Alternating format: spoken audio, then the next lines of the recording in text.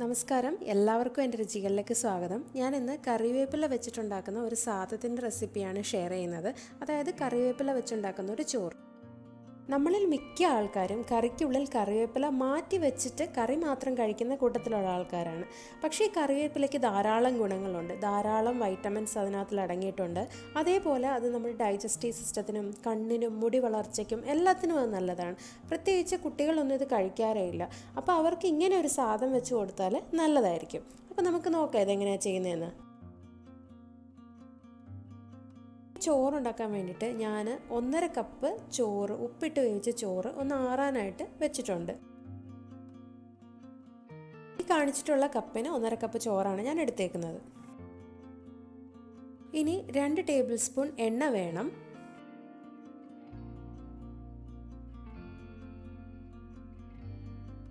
മുക്കാൽ ടീസ്പൂൺ മുതൽ 1 ടീസ്പൂൺ കടുക് എടുക്കാം.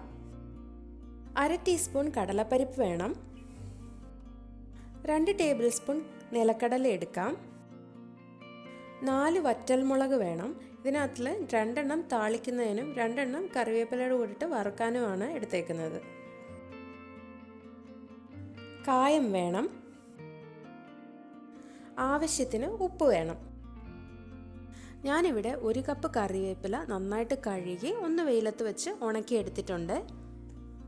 ഈ കറിവേപ്പില ചീനിച്ചട്ടിയിലിട്ട് ഒന്ന് മൂപ്പിച്ച് പൊടിച്ചു എടുക്കുകയാണ് ചെയ്യുന്നത്. സാധാരണ വെയിലത്തിട്ട് ഉണക്കി പൊടിച്ചു വെക്കുന്നത് കണ്ടിട്ടുണ്ട്. അപ്പോൾ ഇങ്ങനെ പൊടിച്ചു വെച്ചാൽ എപ്പോൾ നമുക്ക് ഈ ചോറുണ്ടാക്കണോ അപ്പോൾ നമുക്കിത് മിക്സ് ചെയ്തെടുക്കാം. വളരെ ഈസിയാണ്. ചീനിച്ചട്ടി ചൂടായി വരുമ്പം നമുക്ക് ഈ കറിവേപ്പില അതിലേക്ക് ഇട്ട് കൊടുത്ത് ഒന്ന് മൂപ്പിച്ചെടുക്കാം. ലോ ഫ്ലെയിമിൽ ഇട്ട് വേണം നമ്മൾ ഈ കറിവേപ്പില മൂപ്പിക്കാനായിട്ട്, അല്ലെങ്കിൽ എല്ലാം ഒരേപോലെ മൂത്ത് വരത്തില്ല. ചെറുതായിട്ട് കറിവേപ്പില ഒന്ന് വാടി വന്നിട്ടുണ്ട്. പക്ഷേ ഈ സമയത്ത് നമുക്ക് നോക്കിയാൽ അറിയാം, ചിലത് നന്നായിട്ട് പൊടിയും ചിലത് പൊടിയത്തില്ല. പക്ഷേ എല്ലാം ഒരേപോലെ പൊടിയുന്ന സമയത്തെ നമ്മൾ തീ ഓഫ് ചെയ്യാവുള്ളൂ. ഈ സമയത്ത് നമുക്ക് 2 വറ്റൽമുളകും കൂടെ ചേർത്ത് കൊടുക്കാം.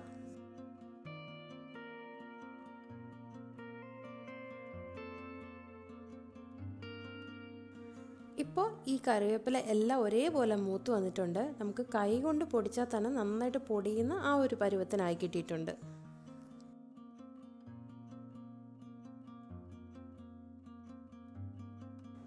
അര ടേബിൾ സ്പൂൺ കായപ്പൊടിയും കൂടെ ചേർത്ത് നമുക്കിത് മിക്സിയിലിട്ട് നന്നായിട്ടൊന്ന് പൊടിച്ചെടുക്കാം. കറിവേപ്പില പൊടി ഇവിടെ റെഡി ആയിട്ടുണ്ട്. ഇനി നമുക്ക് ഈ ചോറും ഈ പൊടിയും കൂടെ ചേർത്ത് ഒന്ന് മിക്സ് ചെയ്തെടുക്കാം.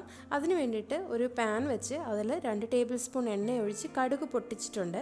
കടുക് പൊട്ടി വരുമ്പോൾ ഒരു അര ടേബിൾ സ്പൂൺ കടലപ്പരിപ്പ് ചേർക്കാം. അതിലേക്ക് 2 ടേബിൾ സ്പൂൺ നിലക്കടലയും കൂടെ ചേർത്ത് കൊടുക്കാം.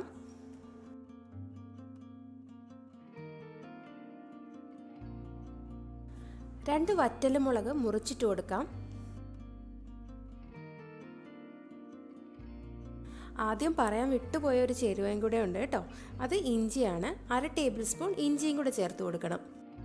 കടല നന്നായിട്ടൊന്ന് മൂത്ത് വന്നതിന് ശേഷമാണ് ഞാൻ ഇഞ്ചി ചേർത്ത് കൊടുക്കുന്നത് കേട്ടോ. വീണ്ടും പറയുകയാണ്, നിങ്ങൾ ഉപ്പ് ചേർക്കാതെയാണ് ചോറ് വേവിക്കുന്നതെന്നുണ്ടെങ്കിൽ ഈ താളിക്കുന്ന സമയത്ത് ആവശ്യത്തിന് ഉപ്പ് ചേർക്കാൻ മറക്കരുത്. ആറാൻ വെച്ചിരിക്കുന്ന ചോറും കൂടെ ചേർത്ത് നന്നായിട്ടൊന്ന് മിക്സ് ചെയ്ത് വിടുക. ഈ സമയം നമുക്ക് 2 ടേബിൾ സ്പൂൺ കറിവേപ്പില പൊടിയും കൂടെ ചേർത്ത് കൊടുക്കാം.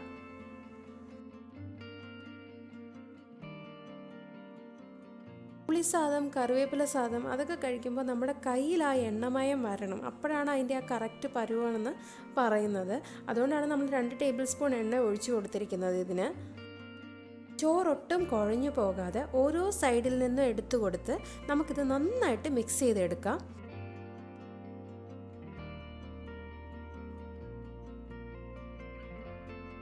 കറിവേപ്പില സാദം ഇവിടെ റെഡി ആയിട്ടുണ്ട്. ഈ റെസിപ്പി നിങ്ങൾക്ക് എല്ലാവർക്കും ഇഷ്ടമായിട്ടുണ്ടെങ്കിൽ എന്നോട് കമൻ്റായിട്ട് പറയണം. അതേപോലെ തന്നെ ലൈക്ക് ചെയ്യാനും ഷെയർ ചെയ്യാനും മറക്കരുത്. ആദ്യമായിട്ടാണ് ഈ ചാനൽ കാണുന്നതെന്നുണ്ടെങ്കിൽ സബ്സ്ക്രൈബ് ചെയ്യാനും ബെൽ ബട്ടൺ പ്രസ് ചെയ്യാനും മറക്കരുത്.